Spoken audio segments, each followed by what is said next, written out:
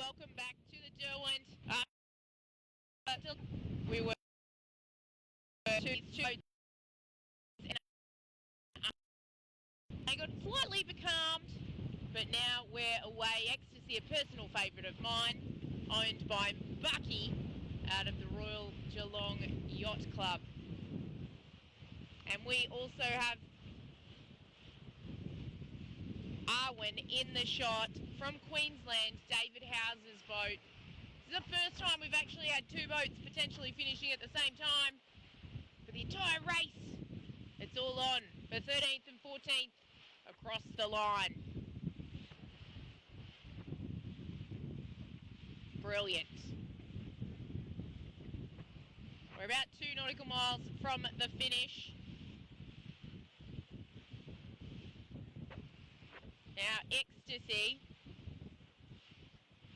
Bucky's not on board, so we can give him a hard time later. It's a Cookson 50.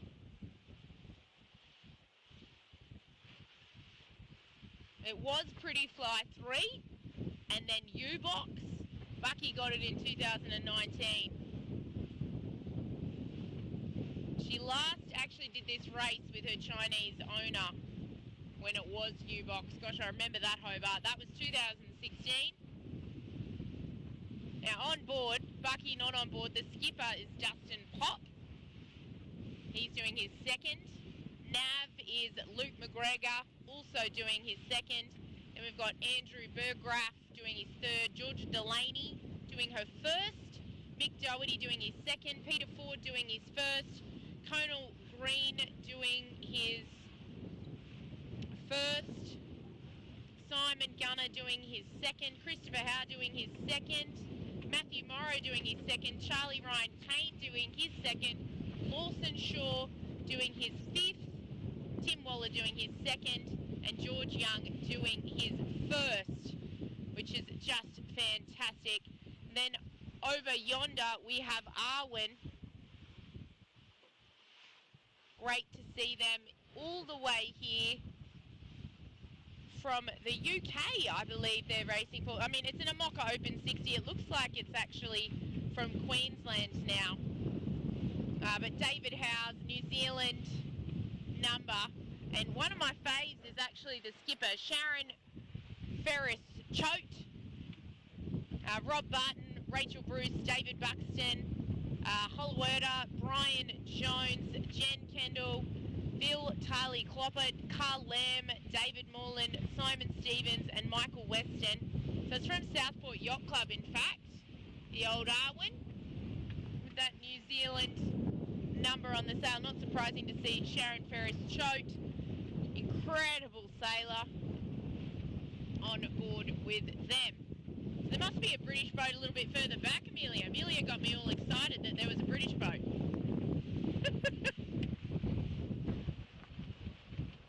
I would pop down to Awen, but I'm not sure I'll be able to get back up again at wind-in time. It's actually quite breezy, 18 knots, I would say.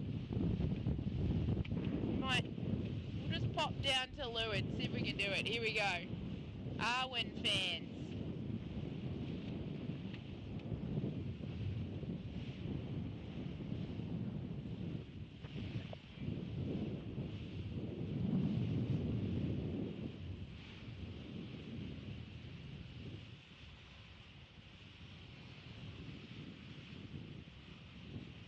See if Shazza will give me a wave. Last saw her at Hamilton Island Race Week where she won a division.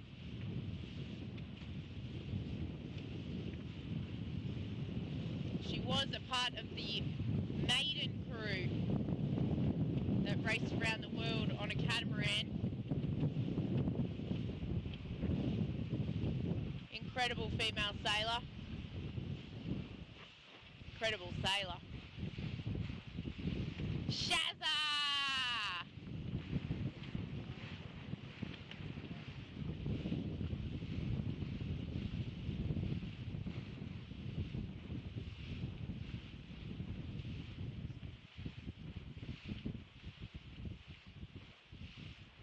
Gosh, this is an Amoka. Looks absolutely beautiful. For those who don't know, this is an old school boat that the Vendée Globe used to use, so pre-foils.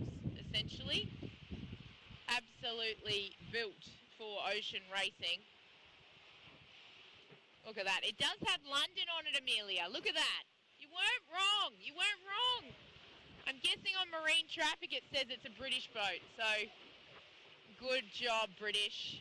She is talking to me in a British accent, the Mills. She got a bit excited for a little piece of home. So we've got an Amoka 60 racing a Cookson 50 into the line here for the 79th edition. The Rolex Sydney Hobart. That Cookson 50 I just mentioned on the screen, on the left of the screen and on the right of the screen, on my screen anyway, what I'm looking at. We've got Extasea on the screen now. They are currently, I mean, they were right next to each other when they were becalmed, but the Cookson 50 managed to get the inside of this westerly shift, and they've extended a number of boat lengths to windward. Got a spectator boat out here too. Good to see, even in these breezy conditions. Bucky, I hope you're watching. I should text this to him. Look how well your crew is sailing your boat.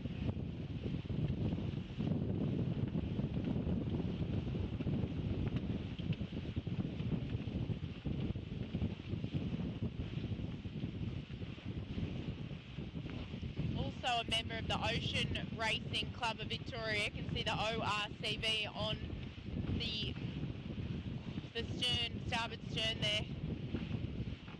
The Ocean Racing Club of Victoria run the West Coaster, the Melbourne to Hobart race, which is also happening at the moment, as is the Launceston to Hobart, which is run by the Derwent Sailing Squadron here in Hobart.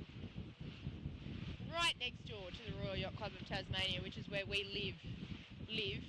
I mean, today we've lived on the Derwent, if I'm honest.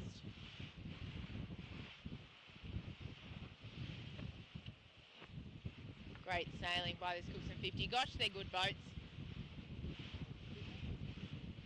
Looks like the bowsprit's broken off, which is not the quickest. Let's see if we can get a little bit of a close-up of that bowsprit.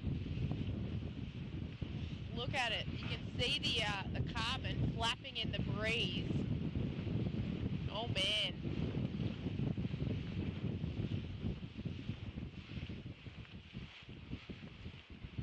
It's literally shredded through the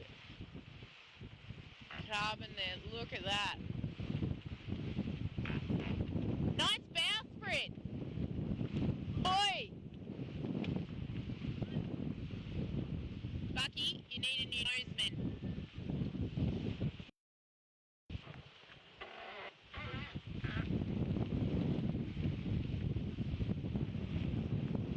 Steer it. Little bit of backstay there. So we head out to the right hand side of the track here.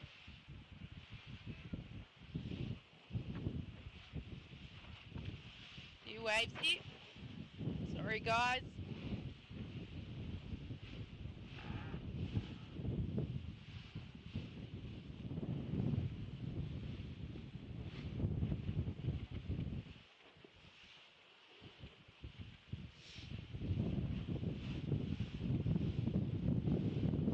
Just had a little fruity wave there, ladies and gentlemen. Sharon Ferris Choke tacking over Awen. And it looks like Extasea have also tacked to match here. The match race is on between the Cookson 50 and the Amoka 60.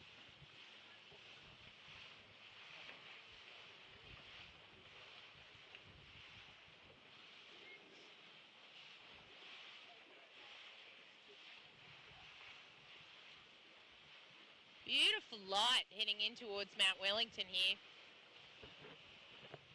Bingo!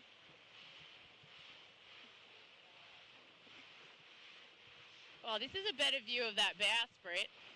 See if we can get a closer look. There's a segment of it now flapping off to leeward. Oi. Doesn't look fun.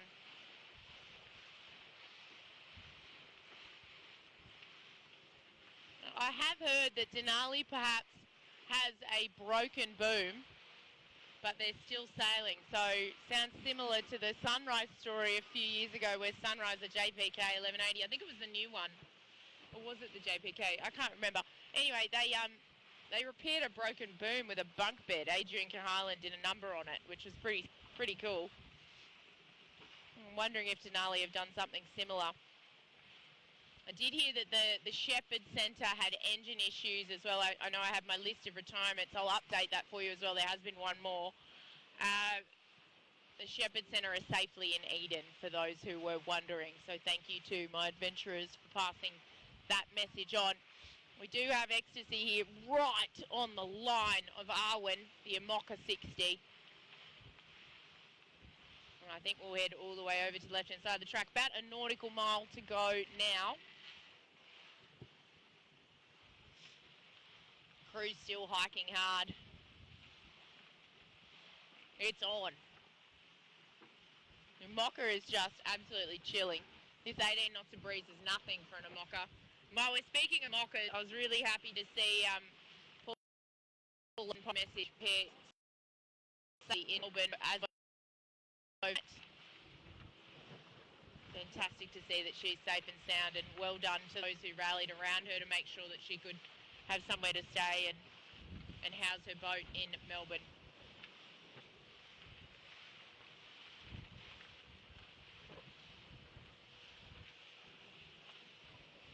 Gosh, it's breezy. It's a lot more stable now. I can actually see, though, in the distance, there's 4 boats on the horizon. I think some of them are in the West Coaster race and the Launceston to Hobart. They've all got spinnakers up. So that southerly is still blowing. And then we've got a big transition zone, basically about 2 nautical miles from the finish line. So I think that's why boats are slowing down. They're just getting stuck in that southerly fighting with this westerly, which does make it a little bit tough. Oh, 2 finishes if you've just joined us. We're with Extasea, but Awen is just behind us. And we'll cross the line with Extasea, spin round and make sure that we get Awen coming into the line as well. We have given a shout out to all of the crew on both boats. But right now we're with the Royal Geelong Yacht Club special. That is Extasea. Also caught up with some of the crew members before the start. If you do want to look back, the dock walk is worth a look. It was good fun.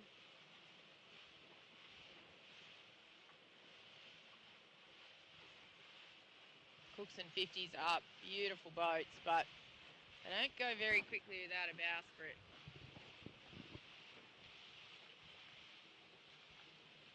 Slight casualty.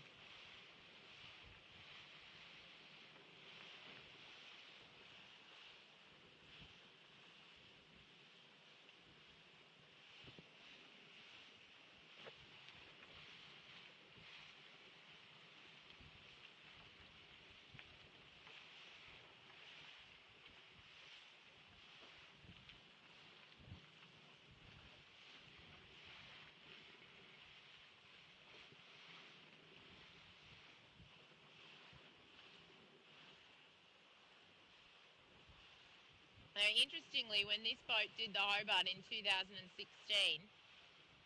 they were actually getting ready for a Volvo Ocean race. Charles Cadrelia did the race with some of the Chinese crew before doing it with Dongfeng Ocean Racing, if you can remember back to those days.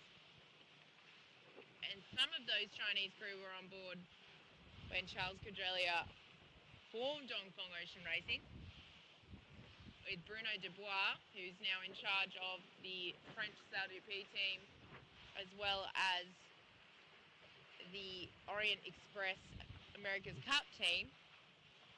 And they did that Hobart on this very boat, this Cookson 50, before they went and did the Volvo Ocean race and won as Dongfeng Ocean Racing with Charles Cadrelia and Carolyn Brower on board, who is on board Oriton Drumfire. She became the first female to win the Volvo Ocean race. So there you go. This very boat here, Extasea, has a little bit of a part in history as well, because it was the boat that they used to go and do some ocean racing on before that Volvo Ocean race. So there you go. Andrew's even nodding. I don't think he knew that. There you go. Fun facts, ladies and gentlemen. Fun facts.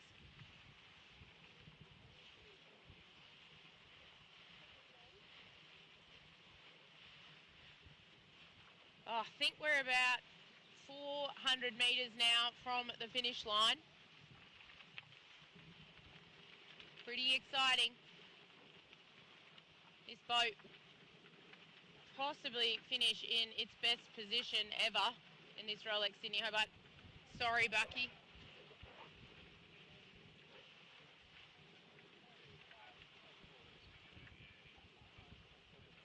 We'll finish 13th across the line. Awen will finish 14th.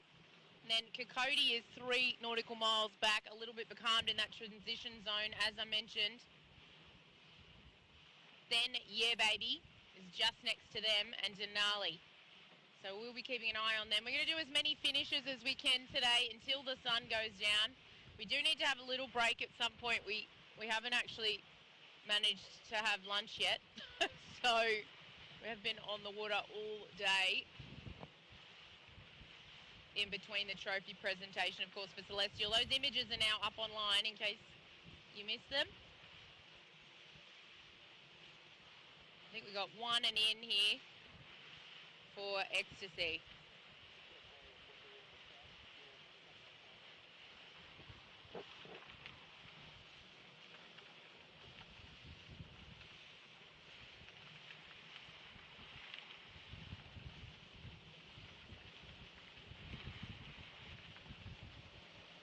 Now I believe we're one and in here with Extasea. And also just looking at Awen, I think that Sharon Ferris-Choate has done very well. I think she has some new to sailing people on board doing that Hobart race, and they will finish in 14th overall. They're just to the left of us. We will have attack here very shortly. They've just lifted immensely on starboard, which is not what you want coming into the finish. There's a header. I'd be taking that one. Bucky will no doubt be very proud watching this boat come into the finish. Tacking over. Definitely on lay here. That will be their last tack of the 79th Rolex Sydney to Hobart.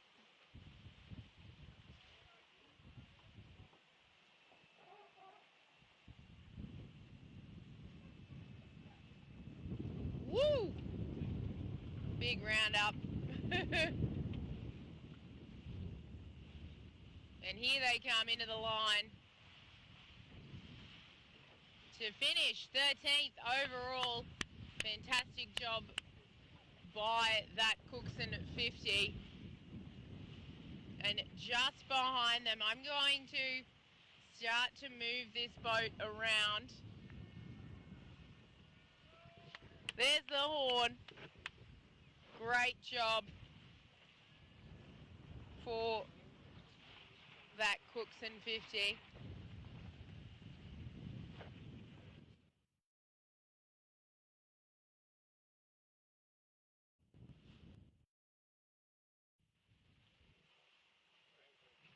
And on the bow, we have Awen just about to finish as well. How great to see a close finish. Always good to have someone to battle throughout the fleet. And there have been plenty of little battles. This one was super interesting to watch.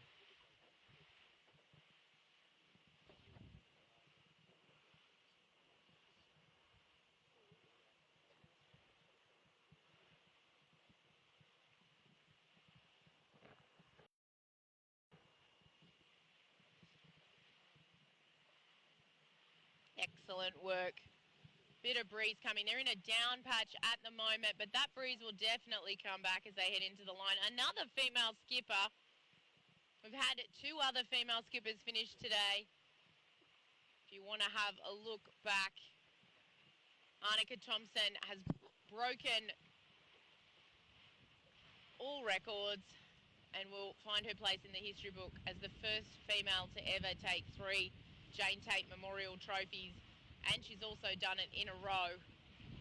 Then we had Stephanie Kieran on active again, and now we have Sharon Ferris-Choate with a lot of people who are new to sailing on this Amoca 60 about to cross the line in 14th position, owned by David Howes out of Queensland with a Kiwi sail number and a London label on the back. This Amoca 60 will finish 14th. Fantastic work by the crew of Awen. It's only 5:20. We've got about 3 hours until sunset. How many boats can we finish before then? Yoo! Fist goes into the air from Sharon Ferris-Choate. Great job.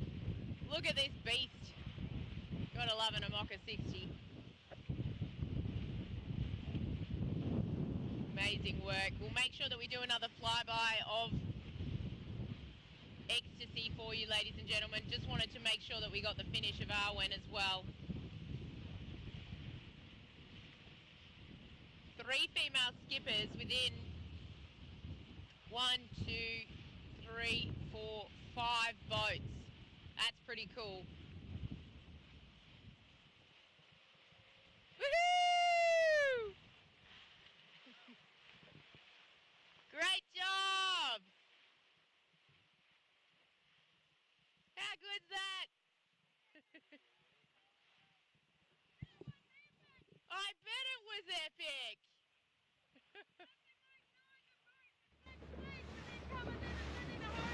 Holy moly, 6 weeks! Great job! Well, you've christened her now. Christened her now. Had the bloke for 6 weeks today. That's probably why marine traffic it still says Britain. Meals? Only 6 weeks.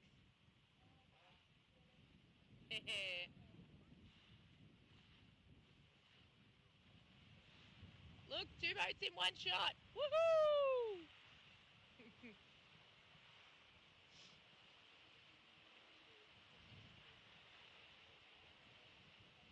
We'll go say hello to Extasea. It looks like this Amoca will probably turn up, so we'll just go behind her. I'll get ready to drop them mainsails next to each other. Woohoo! Some waves between Shazza and Extasea there. Big claps. It looks like, oh, they're clapping each other. That's so lovely because they had their final battle into the line. Oh, that's beautiful.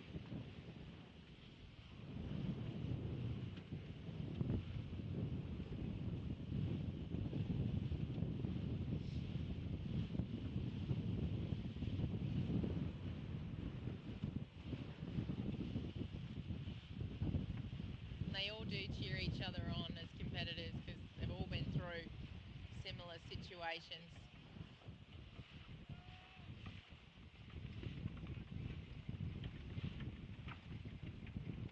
Hello! Oh, Flappy is unhappy. Rogue runner there.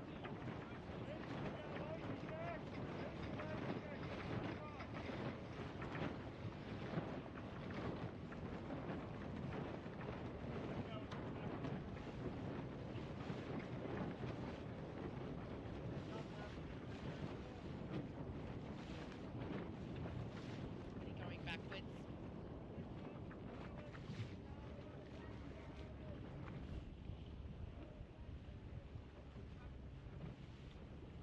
There's that bowsprit that we've been talking about. You can see it straight down the front there. And look, there it is. Holy. So.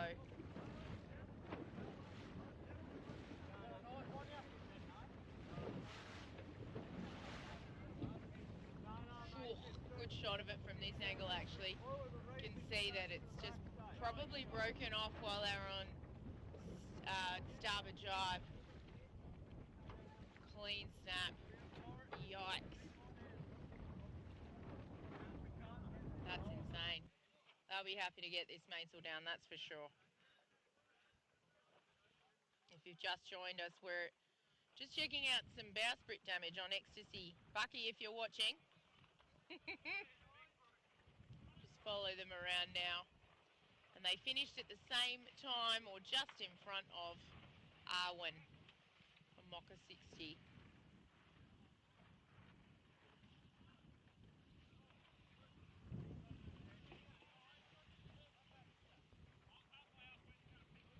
All right, ladies and gentlemen, we might leave these guys here and we'll be back very, very soon with more coverage of the 79th Rolex Sydney Hobart. Stay tuned to Sailor Girl HQ.